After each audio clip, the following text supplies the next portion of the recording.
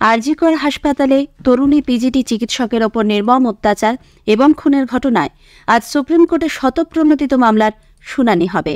CBI দলে যোগ দিয়েছেন হাথরাস কাণ্ডের তদন্ত আধিকারিক সীমা পাহুজা। সমাজ মাধ্যমে ভুল তথ্য দেওয়ার অভিযোগে গ্রেপ্তারির আশঙ্কায় তৃণমূল কংগ্রেস সাংসদ সুখেন্দু শেখর রায় দায়ের করা আবেদন নিয়ে আজ হাইকোর্টে শুনানি হতে পারে। রাজ্য সরকার আরজিকরের আর্থিক অনিয়ম খতিয়ে দেখার জন্য বিশেষ তদন্ত দল গঠন করেছে। আলু ব্যবসায়ীদের কর্মবিরতির জেরে জটিলতা প্রশমনে সরকার আজ বৈঠকে বসতে চলেছে।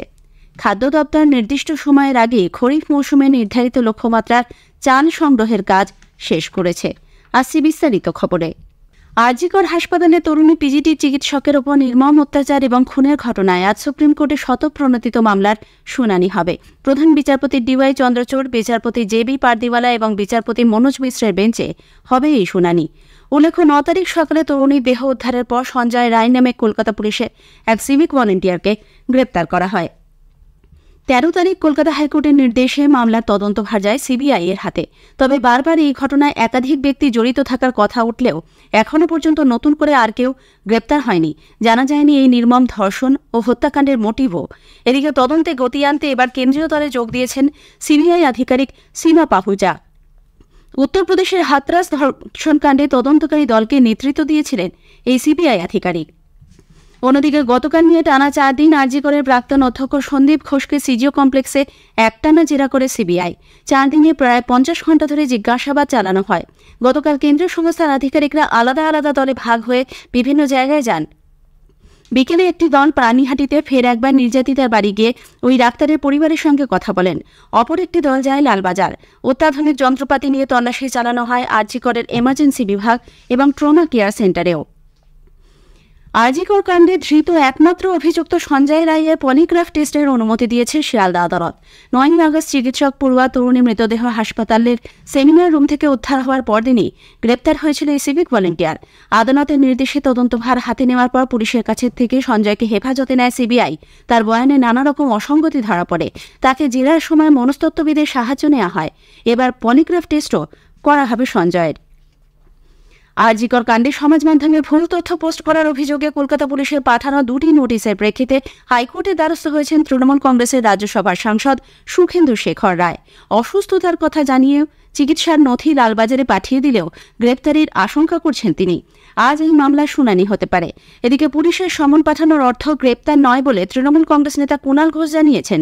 তিনি বলেন, এ ব্যাপারে প্রতিবাদ করার ক্ষেত্রে কোনো বাধা নেই, তবে বিকৃত তথ্য প্রচার না করাই শ্রেয়। রজ্জুতে যদি কেউ সর্পভ্রম করে তা কে কি করতে পারে? ওকে কে গ্রেপ্তার করার কথা বলেছে? কেন গ্রেপ্তারে? কিসের গ্রেপ্তার? পুলিশের নোটিশ মানেই গ্রেপ্তার? এটা কোনো কাজের কথা হলো? কোনো একটা ভুল পোস্ট হয়েছে, পুলিশ নোটিশ দিয়েছে, পুলিশে যাবেন, কথা বলবেন, রেকটিফিকেশন হবে। কেন পুলিশই বা নিজের কাজ বাড়াবে কেন অকারণ গ্রেপ্তার করে? ওনাকে প্রতিবাদ করার থেকে কেউ আটকাবেনি। প্রতিবাদ নিশ্চয়ই করবেন, কিন্তু ভুল তথ্যগুলো দেবেন না। অন্যদিকে শাসক দলের সাংসদকে কলকাতা পুলিশের এই সমন পাঠানোর ঘটনাকে কটাক্ষ করেছেন বিজেপির রাজ্যসভার সাংসদ শ্রমিক ভট্টাচার্য। একজন 75 বছরের বয়স্ক মানুষ শারীরিকভাবে তার হৃদযন্ত্রের কোনো সমস্যা নিয়ে তিনি হসপিটালাইজড হয়েছিলেন, তাকে নিজের দলের লোককে একই দিনে দুবার সমন করা হলো, তাকে যেতে হচ্ছে আদালতে।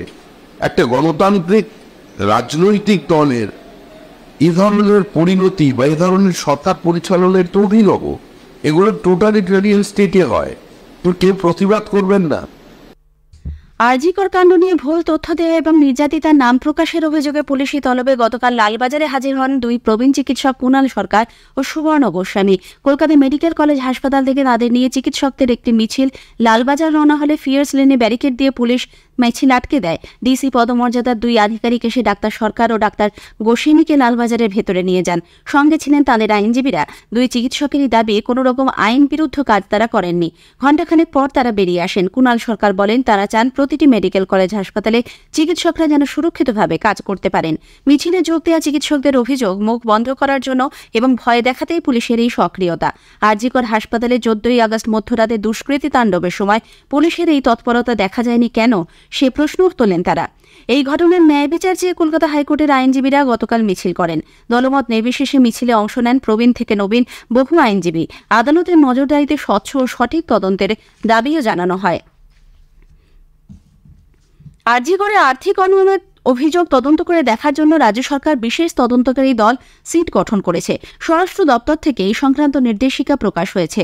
স্বামী বিবেকানন্দ স্টেট পুলিশ একাডেমির আইজি প্রণব কুমারের নেতৃত্বে 4 জনের এই দল তদন্ত চালাবে। দলের বাকি সদস্যরা হলেন মুর্শিদাবাদ রেঞ্জের ডিআইজি রেজা, কলকাতা পুলিশের ডিসি সেন্ট্রাল ইন্দিরা মুখার্জি এবং ডিআইজি সিআইডি সোমা দাস মিত্র। 2021 সালের জানুয়ারি থেকে এ পর্যন্ত গোটা সময়কালের আর্থিক অনিয়মের তদন্ত করে দেখা হবে। এ সময় এই দল প্রয়োজনে যে কোনো সরকারি দপ্তরে যেতে পারবে বা যে কোনো নথিপত্র দেখতে পারবে। সে ব্যাপারে এই তদন্তকারী দলকে পূর্ণ স্বাধীনতা দেওয়া হয়েছে। এমনকি বেসরকারি সংস্থার নথিপত্র খতিয়ে দেখতে পারবে সিট। 1 মাসের মধ্যে তারা প্রথম রিপোর্ট নবান্নে জমা দেবে। রাজ্য সরকার কলকাতা পুলিশের আওতায় থাকা থানাগুলিকে কর্তব্যরত সিভিক ভলান্টিয়ারদের সম্পর্কে বিস্তারিত তথ্য তলব করেছে।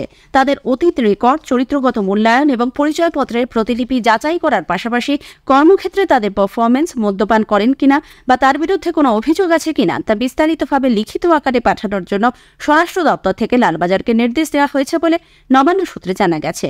উল্লেখ্য, আরজিকর হাসপাতাল কাণ্ডে একমাত্র ধৃত সঞ্জয় রায় কলকাতা পুলিশের সিভিক ভলান্টিয়ার পদে কর্মরত হওয়ায় রাজ্য সরকারের এই পদক্ষেপ বলে মনে করা হচ্ছে। স্থানীয় সংবাদ শুনছেন আকাশবাণী কলকাতা কেন্দ্র থেকে। ভিন রাজ্যে রপ্তানির ক্ষেত্রে অযথা জটিলতার অভিযোগে আলু ব্যবসায়ীরা কর্মবিরতি শুরু করায় রাজ্য সরকার তাদের সঙ্গে বৈঠকে বসতে চলেছে। আজ নবান্নে এই বৈঠকে উপস্থিত থাকার জন্য সরকারের তরফে প্রগতিশীল আলু ব্যবসায়ী সমিতির সদস্যদের উপস্থিত থাকতে বলা হয়েছে। মুখ্য সচিব ভগবতী প্রসাদ রূপালিকা ছাড়াও বৈঠকে কৃষি বিপণন মন্ত্রী ও সচিবের উপস্থিত থাকার কথা। উল্লেখ্য, এর আগে প্রগতিশীল আলু ব্যবসায়ী সমিতি গত 20 জুলাই থেকে টানা 5 দিন ধর্মঘট করেছিল।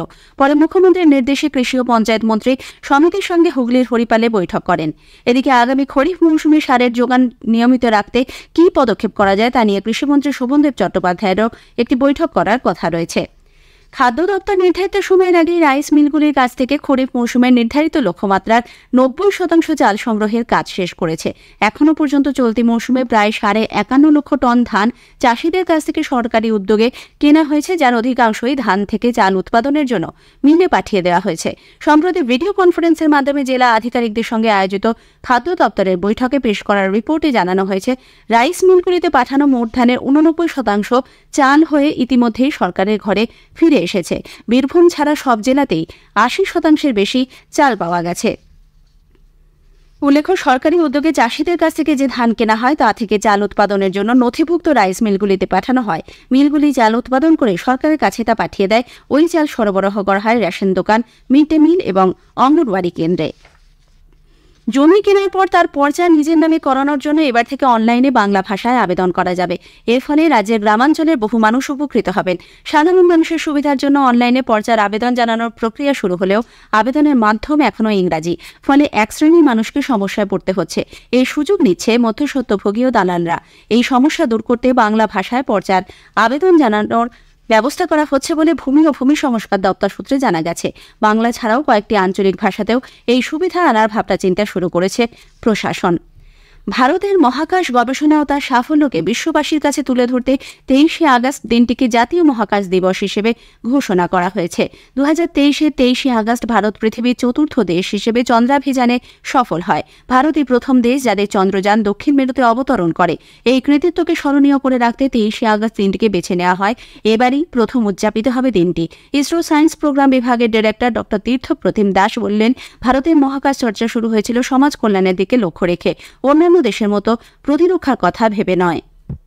অন্যান্য দেশের মহাকাশ গবেষণার ইতিহাস যদি আপনি দেখবেন কোনো না কোনোভাবে সেই মহাকাশ গবেষণার যাত্রা প্রতিরক্ষা দিয়ে শুরু হয়েছিল। কিন্তু ভারতবর্ষের সেই মহাকাশ যাত্রা কিন্তু শুরু হয়েছিল প্রতিরক্ষা সংক্রান্ত ব্যাপার দিয়ে নয়, দুটো ব্যাপার দিয়ে। প্রথমত বিজ্ঞান ছিল প্রথম মোটিভেশন, দ্বিতীয় মোটিভেশন ছিল সোসাইটাল অ্যাপ্লিকেশন। আরজিকর কাণ্ডে জেরে নিরাপত্তাজনিত কারণে ডুরান্ড কাপ ফুটবলের কোয়ার্টার ফাইনাল পর্বে মোহনবাগান ও ইস্টবেঙ্গলের ম্যাচ দুটি কলকাতায় হচ্ছে না। এই পর্বে খেলা আগামীকাল শুরু হবে ইস্টবেঙ্গল ও লাজং এফসির কোয়ার্টার ফাইনাল ম্যাচটি হবে শিলংয়ে। শুক্রবার জামশেদপুরে হবে মোহনবাগান ও পাঞ্জাব এফসি ম্যাচটি। শেষ করার আগে স্থানীয় সংবাদের বিশেষ কিছু অংশ আরও একবার। আরজিকর হাসপাতালে তরুণী পিজিটি চিকিৎসকের ওপর নির্মম অত্যাচার এবং খুনের ঘটনায় আজ সুপ্রিম কোর্টে শতপ্রণোদিত মামলার শুনানি হবে। সিবিআই দলে যোগ দিয়েছেন হাসরাত কাণ্ডের তদন্ত আধিকারিক সীমা পাহুজা। রাজ্য সরকার আরজি করে আর্থিক অনিয়ম খতিয়ে দেখার জন্য বিশেষ তদন্ত দল গঠন করেছে। আলু ব্যবসায়ীদের কর্মবিরতির জেরে জটিলতা প্রশমনে সরকার আজ বৈঠকে বসতে চলেছে। স্থানীয় সংবাদ শেষ হলো।